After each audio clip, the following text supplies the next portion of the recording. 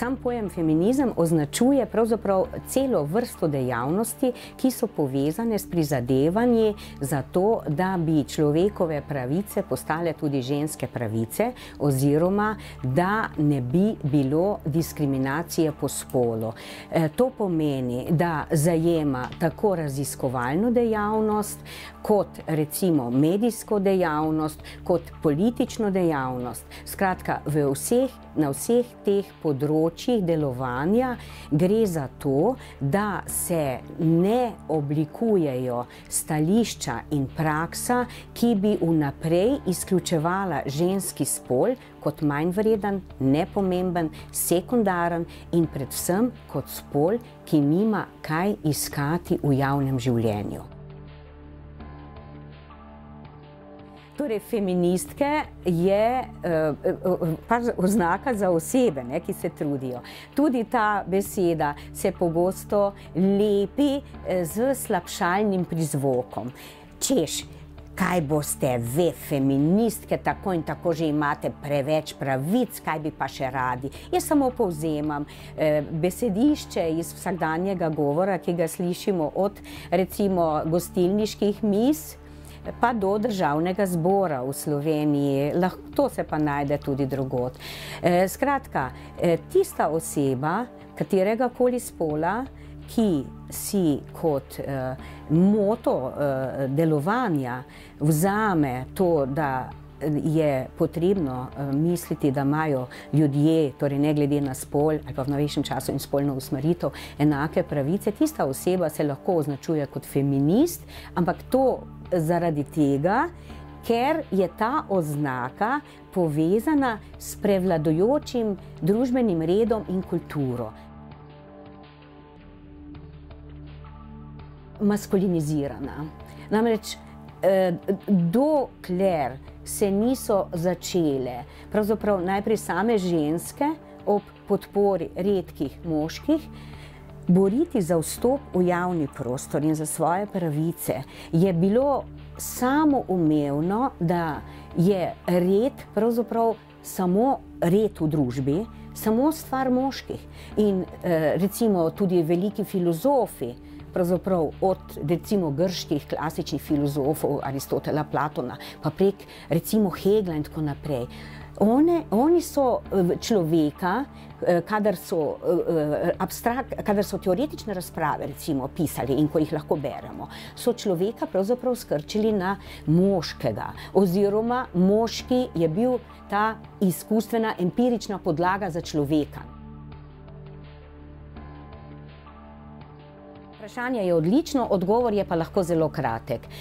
Prav zaradi tega, ker se je skozi stoletja in zlasti v zadnjem stoletju in pol, ko so moški pridobili z razrednim bojem svoje recimo pravice, se je enačilo človekove pravice z moškim. Ko pa je organizirano delovanje žensk zahtevalo zase enake pravice, kot jih imajo v družbi že moški, potem je razumljivo, da je to prizadevanje šlo naprej in leta 1948, recimo v Splošni deklaraciji o človekovih pravicah, je še, lahko rečemo, ta stara podlaga, človek je enako moški, medtem ko je v 70. in 80. letih ta boj za izenačitev možnosti in za priznanje enakih pravic ženskam, kot jih imajo moški, v bistvu prispeval k temu, da je pred 20 leti na 4. svetovni konferenci o ženskah v Pekingu bilo jasno zahtevano, da so človekove pravice tudi ženske pravice. To pomeni, da ne moremo ločevati po spolu in sploh ne moremo več reducirati človeka samo na moški spol. Prepričana sem, da se to pojavlja zlasti takrat, to krčenje boja za enakost možnosti na antimoško, da se pojavlja takrat, kadar se poskuša razvrednotiti prizadevanje za enakost možnosti. Je pa nekaj tudi primerov, recimo, ki so skrajni, ko se pa dejansko nastopa proti moškim. Recimo, Lilith je pred 30 leti imela eno geslo, da se moških ne sme sprejemati, ali pa recimo revija Jana je pred več kot 40 leti nastopila v slovenskem prostoru: moški, to se vas ne tiče. To so taki konkretni primeri skrajnosti boja zoper moške. Gre pa za to, da se pravzaprav ne odvija boj za enakost, družbeno enakost spolov z bojem moških kot takih, ampak gre za to, da se usmeri dejavnost zoper tiste moške, ki so vodilni in na vodilnih mestih, ki so v bistvu vladajoči in ki določajo vzorce ne samo za ženske kot celoto, ampak za moške in ženske vseh podrejenih plasti. Ali žensko, recimo, lepo telo služi zgolj v te namene, lahko bi rekli, poblagovljanja vseh odnosov, ali pa je tisto, lahko bi rekla, estetsko, v skladu z enimi estetskimi merili lepega žensko telo podlaga za samozavestno žensko, ki recimo skrb za lastno telo ne preprečuje, da bi se hkrati izobraževala, da bi hkrati širila svojo vednost in tako naprej. Na osnovi ene analize, ki sem jo pred kratkim oziroma v najnovejšem času delala, sem pa opazila, da se nevednost pri ženskah precej povečuje, in to prav v novejšem času. In to pa je vprašanje, ki zadeva zelo resno razpravljanje o tem, ali ne še naprej kot lutke, nevedne, ki jih bo lahko kdorkoli uporabljal za druge namene, ali pa je to nekaj skrb za telo toliko pomembna, kolikor omogoča v bistvu eno normalno, zdravo življenje.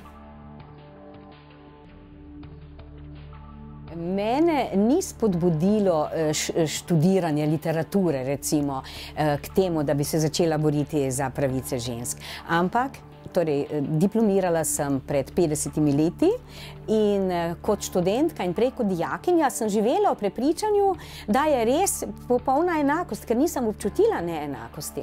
Ampak kdaj se je začel občutek neenakosti? V bistvu takrat, ko sem si ustanovila družino. Takrat se je pa začelo. Zato, ker nisi bil več v tekmi z moškimi kolegi, ker si bil preprosto, lahko bi rekla, prisiljen, da si del časa posvetil svoji družini. Ampak v redu, zaradi moje družine ni moje delovno mesto v tem smislu trpelo, zaradi bolniških in tako naprej. Ampak že zelo zgodaj sem pa videla, kako so ženske po svoje, ravno na področju znanosti, v drugačnem, v težjem položaju. Prvič, so bile zelo redke, drugič, zelo pogosto je bil tak pokroviteljski odnos, tretjič, slišala sem marsikatero zelo grobo opazko na račun žensk, kajti zelo pogosto so recimo moški študentje, če so imeli profesorico kakšno, zlasti če je bila profesorica stroga in dosledna, so jo skrčili na seksualno bitje. In to, ker sem veliko hodila takrat že z možem v moško družbo, sem velikokrat slišala res grde stvari, kako. Bom kar citirala eno grdo stvar, da se bo videlo, da si nisem izmislila. Recimo, ko je eden od kolegov napravil izpit, zelo težek izpit na eni od fakultet, ga je drugi vprašal tako veselo v gostilniškem ozračju, kolikokrat si jo pa nategnil, da si pozitivno napravil. Mislim, prav grobo krčenje ženske na seksualno bitje. Ali pa bilo je prepričanje, da ženska v znanosti tako in tako ne more nič, če kaj doseže prek postelje. To je bilo recimo v 60-ih in še v 70-ih letih zelo pogosto prepričanje.